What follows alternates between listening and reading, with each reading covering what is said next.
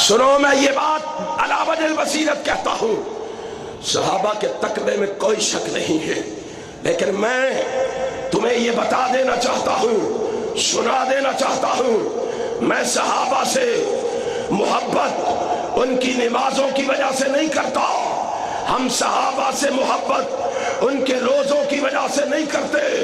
ہم صحابہ سے محبت ان کے فرائض کی وجہ سے نہیں کرتے، ان کے نوافل کی وجہ سے نہیں کرتے، ان کے زہد و تقوی کی وجہ سے نہیں کرتے، ان کی امامت و خلافت کی وجہ سے نہیں کرتے، ان کی فصاحت و بلاغت کی وجہ سے نہیں کرتے،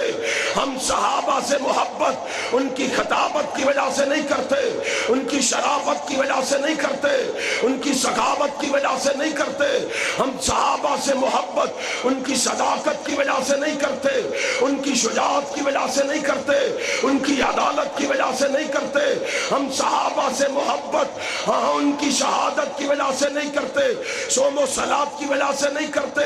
عبادات کی وجہ سے نہیں کرتے، معاملات کی وجہ سے نہیں کرتے، استقامت کی وجہ سے نہیں کرتے۔ اہل حدیث کا عقیدہ نوٹ کر لو، اہل حدیث کی للکار نوٹ کر لو، اہل حدیث کی پکار نوٹ کر لو، اہل حدیث کی صدا نوٹ کر لو۔ ہم صحابہ سے محبت کیوں کرتے ہیں؟ من احبہم فبحبی احبہم، میں نبی کے صحابہ سے اس لیے محبت کرتا ہوں کہ مجھے محمد سے محبت ہے،